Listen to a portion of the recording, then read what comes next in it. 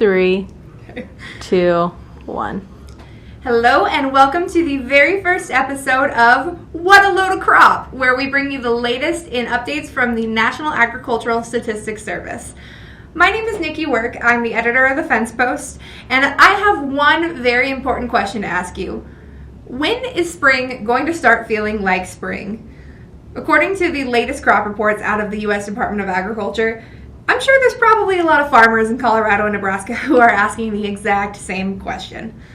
Let's talk Colorado first, because home state advantage, and then we'll go Big Red, and we'll find out how things are doing in the Cornhusker State. I have four choice letters for Colorado conditions last week. COLD. The latest crop progress report showed the state made some advancements in planting across the board early in the week, until it got cold and soggy and everything came to a screeching halt, because holy cow, this wasn't supposed to be this way. It was the end of April. That said, soil moisture levels in Colorado are just shy of glorious.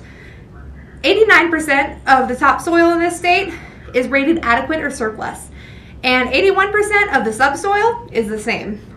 Snowpack for the state is at 101%. So hopefully heading into the warmer days of spring and summer, we're going to be sitting pretty. Now let's talk crops. Barley is at 75% planted and corn is at 19%. Onions, 89%. Potatoes in the San Luis Valley, 10%. And potatoes out of the valley are way ahead at 72%. Sorghum planting just got started and is only at 1%. And spring wheat planting, about halfway done. Sugar beets, 3/4 of the way done.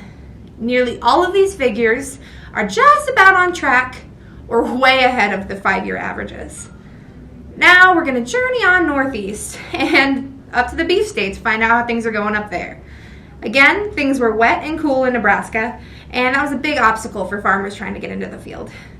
Some places in the Panhandle got more than 6 inches, according to the latest USDA reports. That left moisture levels in Nebraska just as, well, wet as they were here in Colorado. Both subsoil and topsoil moisture are rated 93% adequate or surplus in Nebraska.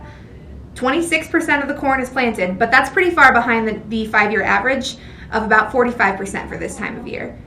And, I have to say that part over.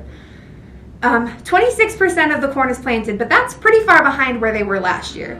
Last year at this time of the year, Nebraska had about 45% of the corn planted, but the 5-year average is about 31%, so they're not too far behind. Sorghum and soybeans both just got started at 1% and 2% respectively, and both are behind the 5-year average, but they're pretty close. So we've talked shop. Now what are the big takeaways for the week?